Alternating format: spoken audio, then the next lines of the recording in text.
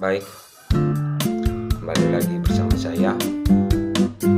Sebelumnya, perkenalkan, nama saya Benedikto Priano Salando dengan nomor mahasiswa 22520124. Baik, dalam video kali ini saya akan membahas terkait perbedaan antara masa pemerintahan Presiden SBY dengan Presiden Soeharto. Saya akan membahas berbagai aspek yang menjadi perbedaan antara kedua presiden tersebut. Yang pertama, terkait aspek ekonomi. Pada masa Presiden Soeharto, Indonesia memasuki era pembangunan yang besar-besaran melalui program yang dikenal sebagai REPLITA atau Rencana Pembangunan 5 Tahun. Program ini fokus pada pembangunan infrastruktur, industri, dan peningkatan sektor pertanian. Hasilnya, selama periode 1970 hingga awal 1990-an, Indonesia menikmati pertumbuhan ekonomi yang sangat pesat. Stabilitas ekonomi yang diupayakan Soeharto berhasil meningkatkan taraf hidup masyarakat dalam banyak hal seperti peningkatan akses terhadap kebutuhan pokok dan pendidikan. Namun, dari keberhasilan tersebut tidak lepas dari ketergantungan yang tinggi pada utang luar negeri. Pemerintah meminjam dana sebesar-besarnya untuk membiayai proyek-proyek pembangunan yang terjadi pada masa Presiden Soeharto. Ketergantungan ini menjadi masalah serius ketika krisis moneter Asia melanda pada tahun 1997. Indonesia yang dulunya ekonominya tampak kokoh atau tampak stabil selama beberapa dekade, akhirnya terpuruk dalam krisis yang berujung pada runtuhnya nilai tukar rupiah yang melonjak dan inflasi dan banyaknya perusahaan yang bangkrut. Krisis ini mempercepat kejatuhan Soeharto dari kursi kekuasaannya pada Orde Baru, masa pemerintahan Orde Baru yang dikenal sebagai masa pemerintahannya Soeharto. Selain itu, praktik korupsi, kolusi, dan nepotisme atau KKN yang merajalela di kalangan elit politik dan keluarga Soeharto sendiri yang turut melemahkan fondasi ekonomi di Indonesia ini. Banyak proyek pembangunan tidak berjalan optimal karena dikuasai oleh pihak-pihak yang memiliki kepentingan pribadi, bukan untuk kepentingan rakyat. Sedangkan pada masa SBY memimpin Indonesia pada masa pemulihan setelah krisis ekonomi pada tahun 1997 sampai 1998. Ia berhasil menjaga pertumbuhan ekonomi rata-rata di angka 5-6% per tahun selama dua periode pemerintahannya.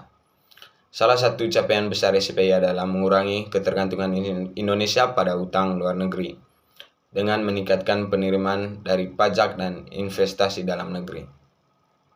Selain menjaga stabilitas makroekonomi SBY juga meluncurkan berbagai program sosial untuk membantu masyarakat miskin seperti bantuan langsung tunai atau BLT dan program Keluarga Harapan atau PKH. Program ini dirancang untuk membantu masyarakat miskin menghadapi dampak kenaikan harga BBM sekaligus memperkuat daya beli masyarakat kecil. Meski begitu, SBY juga menghadapi tantangan besar, yaitu ketimpangan ekonomi antara kelompok kaya dan miskin yang masih mencolok. Walaupun kemiskinan berhasil ditekan, kesenjangan sosial tetap menjadi masalah serius selama masa pemerintahan SBY. Dari segi aspek, kita bisa lihat dari perbedaan dari antara masa pemerintahan Presiden Susilo Bambang Yudhoyono atau SBY dengan Soeharto. Terus kita masuk ke yang kedua, yaitu aspek sosial. Pada masa Presiden Soeharto, kebebasan sosial dan politik sangat dibatasi. Sistem pemerintahannya sangat otoriter yang diterapkannya membuat masyarakat tidak memiliki banyak ruang untuk menyampaikan pendapat atau mengkritik kebijakan pemerintahan pada masa itu. Semua organisasi sosial, politik atau media massa yang dianggap bertentangan dengan pemerintahan langsung ditekan atau dilarang. Dalam hal pendidikan, Soeharto berhasil memperluas akses pendidikan dasar dan menengah. Banyak sekolah didirikan terutama di pedesaan sehingga angka melek huruf meningkat. Namun kualitas pendidikan seringkali tidak merata antara daerah perkotaan dan pedesaan. Ya, mungkin sampai banyak juga kualitas atau akses pendidikan yang masih belum merata pada saat ini, apalagi di daerah-daerah timur masih banyak ya akses pendidikan yang sangat kurang terkait kualitas sekolahnya, infrastruktur sekolahnya, dan lain sebagainya. Terus di bidang kesehatan, pemerintahan Soekarno meluncurkan program untuk meningkatkan akses masyarakat terhadap layanan kesehatan, terutama di daerah terpencil. Dan program transmigrasi juga digalakan untuk mengurangi kepadatan penduduk di Jawa dengan memindahkan warga ke pulau lain seperti Sumatera, Kalimantan, dan Sulawesi. Namun, program ini sering menghadapi masalah seperti konflik sosial antara pendatang dan penduduk lokal. Masa SBY berbeda dengan masa Soeharto. Di era SBY, kebebasan sosial lebih dihormati. Pemerintahan memberikan ruang yang lebih luas bagi masyarakat untuk menyampaikan pendapat, mengkritik kebijakan, dan berpartisipasi dalam kegiatan sosial. Di bidang pendidikan, SBY meningkatkan anggaran pendidikan hingga mencapai 20% dari total APBN, seperti yang dimandatkan dalam Undang-Undang Dasar 1945. Akibatnya, banyak program pendidikan gratis diluncurkan, terutama untuk pendidikan dasar hingga menengah. Di bidang kesehatan, SBY memperkenalkan Jaminan Kesehatan Nasional JKN yang menjadi dasar BPJS Kesehatan yang kita kenal sampai saat ini. Program ini bertujuan memberikan akses layanan kesehatan kepada seluruh masyarakat, terutama mereka yang kurang mampu. Namun pelaksanaannya masih menghadapi tantangan seperti kurangnya fasilitas kesehatan di daerah terpencil dan keterbatasan tenaga medis. Terus, yang ketiga, aspek politik dan demokrasi. Pada masa Soeharto memimpin dengan sistem politik yang sangat otoriter. Seluruh lembaga negara termasuk militer berada di bawah kendali langsungnya. Partai politik diatur dengan ketat dan hanya ada 3 partai yang diizinkan berpartisipasi dalam pemilu, yaitu Golkar, yaitu Partai Soeharto sendiri, partai pemerintahnya, terus PDI dan PPP. Pemilu pada masa itu lebih merupakan formalitas karena hasilnya selalu menguntungkan Golkar dan Soeharto. Kebebasan pers juga sangat terbatas. Media massa yang berani mengkritik pemerintahan langsung ditutup. Selain itu, rakyat hampir tidak punya ruang untuk ikut serta dalam proses politik. Masa SBY memimpin di era demokrasi yang sudah mulai berkembang setelah reformasi 1998. Pemilu di masa SBY berlangsung secara bebas dan adil, dengan partai politik yang memiliki peluang yang sama untuk bersaing.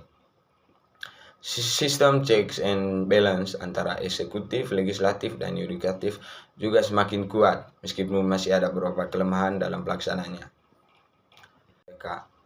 Termasuk melalui media sosial yang mulai populer di masa ini. Namun tantangan seperti korupsi di birokrasi tetap menjadi pekerjaan rumah besar, karena kita tahu korupsi di Indonesia ini sangat merajalela atau sangat besar lah terkait kasus korupsi. Terus yang terakhir terkait perubahan dan peninggalan antara masa pemerintahan Presiden Susilo Bambang Yudhoyono dengan Presiden Soeharto ini. Pada masa Soeharto, perubahan yang meninggalkan warisan Soeharto meninggalkan warisan pembangunan ekonomi dan infrastruktur yang besar, tetapi sistem politik yang otoriter juga mewariskan budaya KKN yang sulit diberantas. Kejatuhan Soeharto pada tahun 1998 menandai berakhirnya era Orde Baru dan membuka jalan bagi reformasi yang membawa Indonesia ke arah demokrasi. Dan pada masa SBY memperkuat fondasi demokrasi yang sudah dimulai pasca reformasi. Masa pemerintahannya ditandai dengan kebebasan sosial politik yang lebih besar, stabilitas ekonomi, dan berbagai program kesejahteraan sosial. Namun ia juga mewariskan tantangan besar seperti ketimpangan sosial dan kasus korupsi ini tadi, dan reformasi birokrasi yang belum sepenuhnya tuntas. Jadi kesimpulannya, masa pemerintahan Soeharto dan SBY menunjukkan dua pendekatan yang sangat berbeda dalam memimpin negara. Soeharto fokus pada pembangunan ekonomi dan stabilitas politik dengan gaya otoriternya, sementara SBY memimpin dengan pendekatan demokratis yang menekankan pada kebebasan sosial dan kesejahteraan masyarakat. Mungkin itu saja yang saya bisa sampaikan pada video kali ini. Kurang lebihnya saya mohon maaf apabila terjadi salah kata atau kurang mengenakan ke teman-teman. Baik, sekian dari saya. Terima kasih.